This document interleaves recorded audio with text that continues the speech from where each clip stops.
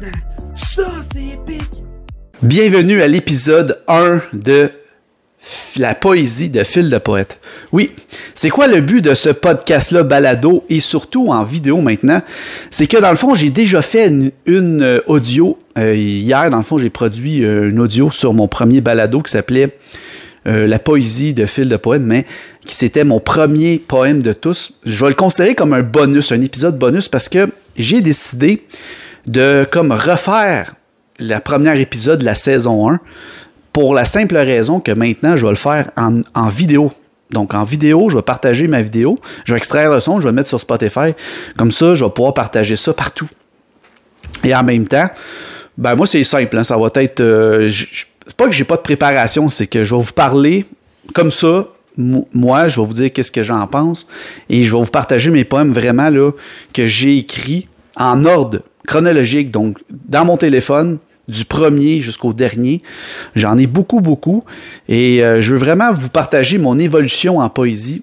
Et aussi, les premiers poèmes, pour ceux qui n'aiment pas le sport, le hockey sur glace, ça va être pas mal relié à ça. Parce que c'est avec ça, j'ai commencé vraiment à écrire beaucoup de poésie.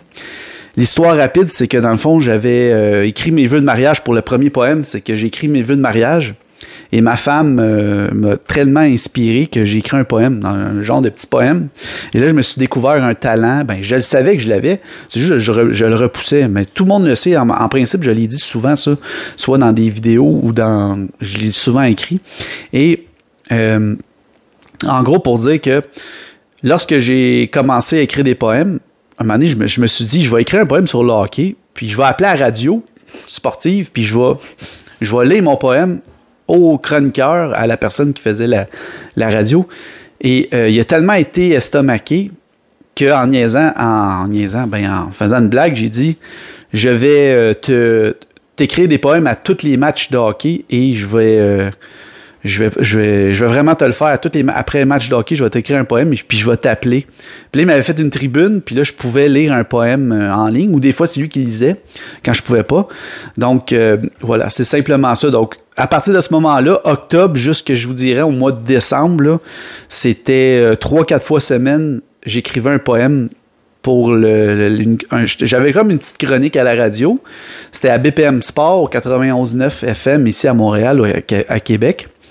Et j'ai vraiment aimé ça, mais quand même, il y a des noms, pour ceux qui ne connaissent pas le hockey sur glace, il y a des noms dans le poème que vous allez entendre, que vous ne connaissez pas, ceux qui ne connaissent pas le hockey sur glace, mais au final, le poème il a quand même été construit. Donc, pour ceux qui aiment ma poésie, vous allez comprendre l'évolution de ma poésie en même temps. Donc là, ici, c'est un poème qui, dans le fond, qui est écrit en 2018. C'est en début de saison. Donc, Shea Weber était blessé et le Canadien m'ont surpris. Donc, pour ça qui s'appelle Toute une surprise. Donc, voilà. C'est un poème que j'ai écrit, je pense, après le premier ou deuxième match. Je me souviens pas, là, ça fait longtemps. Mais je vais vous le lire, puis vous ferez une idée par la suite pour ceux qui connaissent le hockey. On peut débattre de ça si vous avez trouvé qu'en 2018, c'était une surprise ou pas. Donc voilà, c'est parti. Donc, le titre, je vais vous lire ça, c'est Toute une surprise.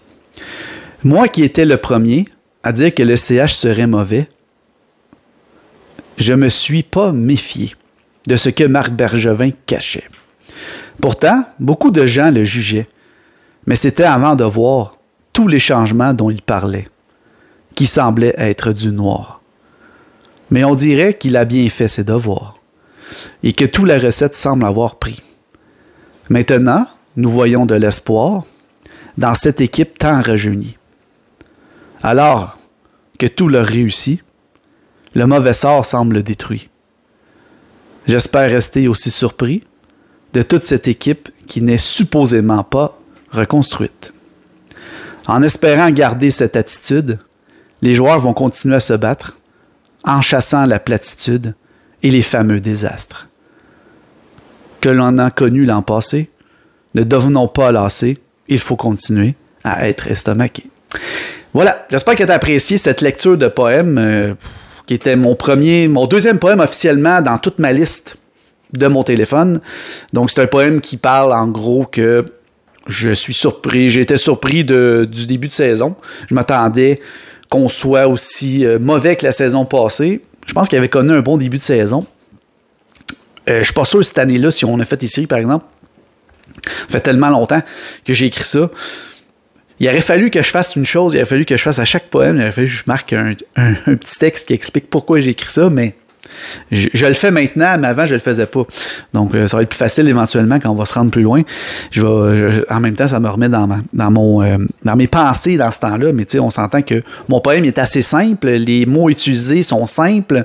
Je commençais à écrire, donc mon vocabulaire est quand même bien. Mais tu sais, je veux dire, j'ai développé ça avec le temps. En écrivant des poèmes, on recherche des mots, on recherche des synonymes, on recherche tout ce qui peut dire autre chose. Donc, ça aide vraiment beaucoup à construire un meilleur poème. Et surtout le style, mon style n'est pas du tout le même. Donc, dans ce temps-là, j'écrivais comme en poésie libre, comme je fais en ce moment, mais c'était vraiment plus centré sur le hockey. Mais je cherchais juste des rimes. Je faisais juste des rimes. Donc, voilà.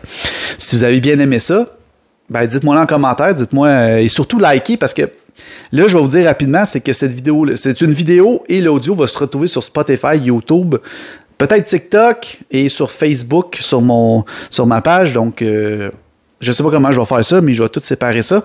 Mais ceux qui sont là sur Spotify, merci d'être là. Surtout likez parce que ça me prend des likes, ça me prend des gens, des commentaires. Dites-moi si vous avez aimé ça, si vous aimez l'évolution de ma poésie.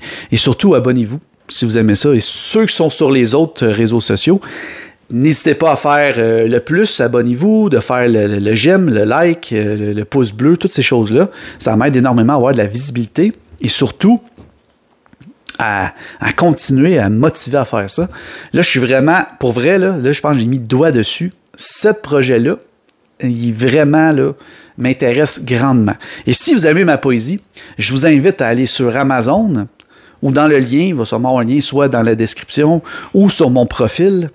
Il y a un lien, vous cliquez dessus, vous allez sur Amazon, sinon, vous marquez mon nom, Philippe Charbonneau, ou vous marquez le titre de mon recueil de poésie, L'Esprit hors ligne. Mon premier recueil est disponible sur Amazon en version électronique et en version brochée. Donc, il est pas mal disponible partout dans le monde où qu'Amazon peut livrer. Donc, voilà. J'espère que vous notez ça si ça vous intéresse. Et sinon, merci d'avoir été là. Merci de m'avoir écouté. Et en espérant vous revoir au prochain épisode, l'épisode 2. Ça va être, encore une fois, la poésie de Phil le Poète. C'est vraiment simple comme titre, mais c'est ma poésie. Donc voilà, c'est mon monde, c'est mes affaires. Puis les gens, s'ils aiment ça m'écouter, voilà. Moi, j'aime ça parler, donc ça fait un beau mélange ensemble. Merci d'avoir été là et je vous souhaite une excellente journée et on se revoit éventuellement très bientôt. Et dites-vous une chose avant de partir, dites-vous, la poésie, maintenant ça c'est épique! Je m'abonne à Phil.